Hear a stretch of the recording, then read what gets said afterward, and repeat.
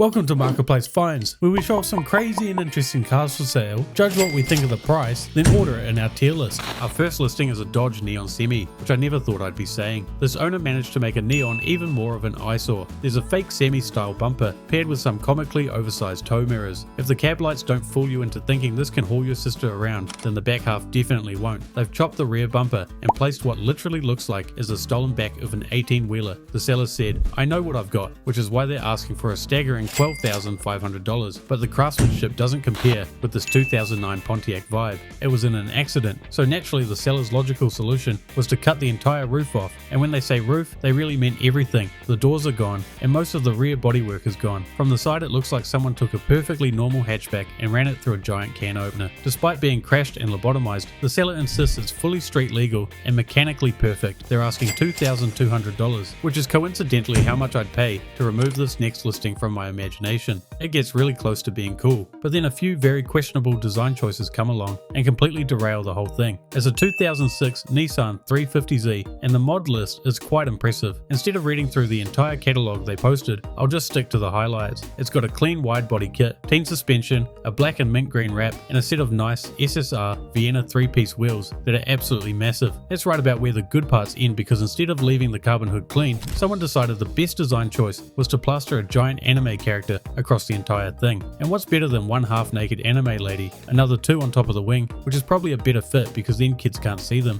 It's still a cool build, but I could not handle the looks I'd be getting in this thing. For the $12,500 asking price, a neckbeard is also required to purchase it. Yet again, we've got someone that takes a perfectly good truck and decides the best course of action is to completely ruin it. And today's victim is a 2000 Ford F350 with the legendary 7.3 Power Stroke, one of the most respected diesel engines Ford ever built. A truck that normally spends its life towing, hauling, and generally doing actual truck things. Unfortunately, this one has been transformed into whatever this is, bagged on 24-inch wheels, meaning this thing probably has the ride quality of a drop toolbox and the off-road capability of a Roomba. Then there's the front end, which has apparently been swapped with an F650 front clip, which means what used to be a fairly normal looking truck now looks like it borrowed its face from a medium-duty dump truck. And just to make sure the proportions are completely confusing, they've stretched the front suspension with longer I-beams and arms, so the wheels sit somewhere vaguely near the front fenders, which now look like they're trying their best to contain wheels that were never meant to exist on a truck like this. They're asking $30,000 for it, which is impressive considering you could buy a really nice stock one instead of one that looks like it lost a fight with a hydraulic press. At first glance, this just looks like a fairly standard crusty 2004 Impala. Black paint that's seen better days, a few big aftermarket wheels, nothing crazy. Then you open the doors and boom, all four swing up in full butterfly fashion. In the trunk you've got air ride tanks and wiring everywhere, and the interior is completely wrapped in full alligator leather. Not just the seats either, the door cards, the steering wheel, the headliner, even parts of the dash. I'm honestly surprised the seller didn't mention the interior needing occasional feeding. At $3,500, this might actually be one of the cheapest ways to own a car with butterfly doors, even if the rest of the experience feels like sitting inside a very aggressive leather boot. Next up is this Pio Ape, and I'm starting to think it might actually be called that because an ape drew the original design on a piece of paper and someone at Piaggio just decided to build it. Because if you look at this thing for more than about 5 seconds, it starts to feel like someone took a scooter, a wheelbarrow, and a shed, and somehow merged them into a single vehicle. For those who don't know, the Ape is basically Italy's answer to the pickup truck, except instead of a V8 and a 6-foot bed, you get a tiny 50cc 2-stroke engine and a cargo area that looks like it was designed to carry exactly 2 tomatoes and a pizza. Moving to the inside reveals it's basically just a scooter with a large body kit, but that doesn't really take away from the goofiness. The seller's after $6,500, and I have no idea what these realistically go for, but that seems fair. We've all seen your average hunting truck with a camo hat on the dash, maybe a rifle in the back, but then there's this thing, which looks like it was built for a full tactical wildlife operation. Starting with the outside, the truck itself actually looks pretty good. It's wrapped in the stealthy matte black finish, sitting on mud tires, and it's got proper off-road upgrades like peak billet control arms, DSSV coil overs, upgraded skid plates, and more. And then you look up, and that's where things get weird, because mounted to the roof are 3 full-on elevated hunting towers with swivel chairs, complete with footrests and shooting platforms. Honestly, the whole thing looks less like a hunting rig and more like the type of vehicle you'd see rolling through a military checkpoint somewhere in the Middle East. Either way, for the $87,500 asking price, I think it's a cool build with great parts, but the seller's asking far too much. Every time I see a squatted truck, I'm reminded of a simple rule. For every inch the front end gets raised, the owner loses 1 point of IQ. So this guy must be struggling. The front end is jacked so high in the air that the entire truck looks like it's trying to sniff satellites. Meanwhile, the rear still sits like how a normal Tahoe should, and I'd love to know how the the driver sees the road, because the front end is so high it feels like the windshield is just pointing at the sky. Then you read the seller notes and it somehow gets even worse. The lift kit is currently getting chrome plated and powder coated in Malibu Barbie and Illusion Green Ice, which sounds less like suspension park colors and more like the names of stripper pole finishes. They're asking $20,000, which is a bold number considering the main feature of this truck is that it can see airplanes better than the driver can see the road. If you haven't subscribed already, make sure to click that subscribe button and help our channel out. Every once in a while, a car pops up on Marketplace that at first glance looks like it might be something genuinely serious. From a distance, it actually kind of looks like a Ford GT40, but put your glasses on and you'll quickly realize something's off. That's because it's a 1971 Fiberfab GT15 Avenger, of course on a Volkswagen Beetle chassis. So while it might look like something that should be blasting down the Mulsanne Straight at 200 miles an hour, it's probably closer to eventually reaching highway speed with enough determination. Because instead of a screaming V8 like the GT40, this one is powered by a 1600cc Volkswagen Flat 4. They're asking $4,200, which honestly feels about right, considering it needs quite a bit of work before it starts looking less like a half-finished kit project and more like the race car it's trying to cosplay as. Infiniti G37s aren't really a bad sports coupe. Unfortunately though, it's also the official platform for people trying to compensate for a childhood that clearly didn't come with enough attention. I don't even hate the holographic wrap, it actually looks pretty good. It's those gigantic 30-inch rims that completely ruin the whole thing, because at the end of the day, you've taken a perfectly decent sports coupe and turned it into something that rides like a shopping cart and no one's really impressed when you're trying to flex a Nissan. Inside it gets even more ridiculous. The interior has been redone with purple quilted upholstery like a VIP section at a mid-tier nightclub, but the most wild piece is the giant TV that literally has taken over 70% of the dashboard. The seller claims there's gold plating throughout the interior and about $7,000 worth of audio equipment in the trunk, which is impressive but apparently not impressive enough to take photos of. They were asking $16,000 for it, and somehow it's already sold, which honestly hurts my soul a little. You ever see a vehicle and immediately feel like you've just been given a glimpse into the owner's entire mental state? Well, here's one. This started life as a humble little Geo Metro, but somewhere along the line, an extremely dedicated Ohio State fan got hold of it and turned the poor thing into a rolling Buckeyes souvenir stand. First off, the roof is just gone. It's been turned into a full no-top cruiser, which means structurally it's probably about as rigid as a cooked noodle. Then you get to the hood, which has been transformed into a full shrine to Woody Haze. There's a fake hood scoop,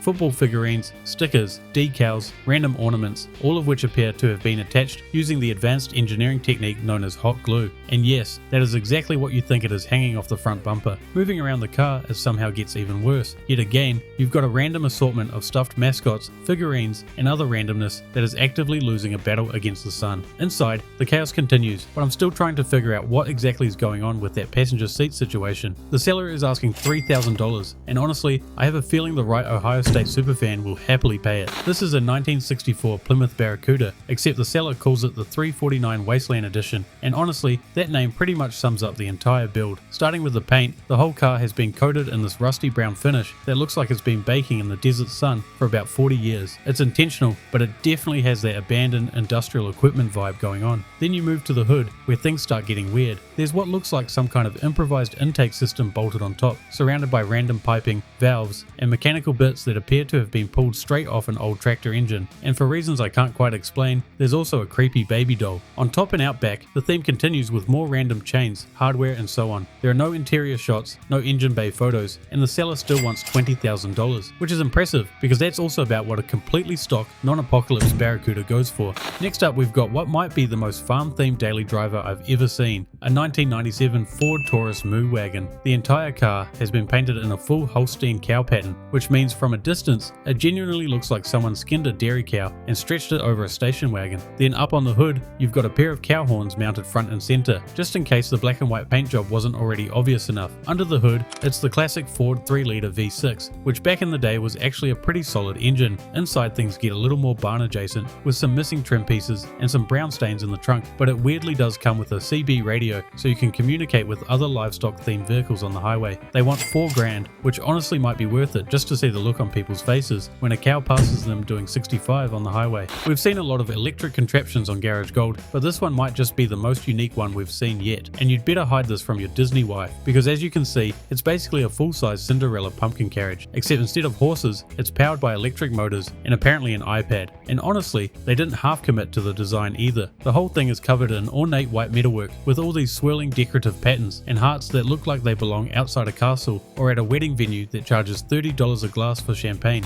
Inside you've got brand new white seats, still wrapped in plastic like your weird grandma's, and of course some red carpeting. The seller says it's fully electric, controlled by a tablet in the driver's section, and it will do about 25 miles per hour with a 50-mile range, which is honestly impressive for something that looks like it should be pulled by 4 horses, while a guy with the trumpet announces your arrival. The seller's after $20,000, which might sound like a lot, but those Disney adults won't even blink at paying $2,000 to pull up to their wedding in it. At first glance, this just looks like an old Ford E450 shuttle bus. You know, the kind that normally spends its life hauling tourists from airport terminals to budget hotels. But the outside already gives you a hint something strange is going on. It's painted matte black with stars across the roof and has this giant rainbow on the hood and side. But the real show starts when you step inside, because the interior looks less like an RV and more like the inside of someone's brain after taking way too many mushrooms at a music festival. Every single surface is covered in lights, glowing mushrooms, disco balls, neon rainbows, geometric art, aliens, dinosaurs, and about 400 different objects that probably glow under blacklight. It's either the best thing you'll see at Burning Man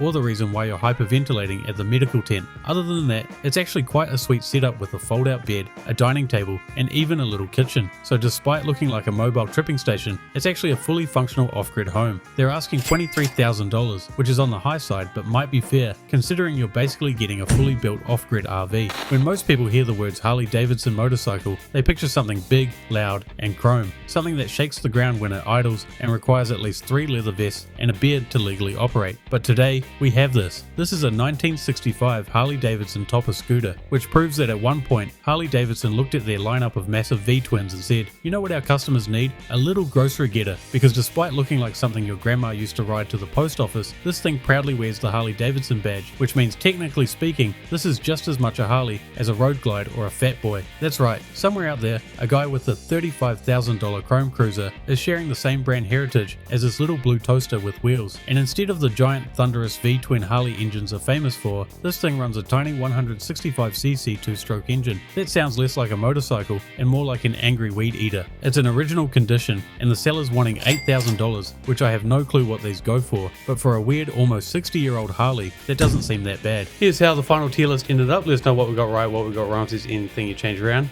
We're going to try something different next episode, so make sure you tune in for that. If you find a crazy car on Facebook Marketplace, make sure you send it to us using the Google Forms link. Otherwise, like and subscribe, and I'll see you guys in the next episode.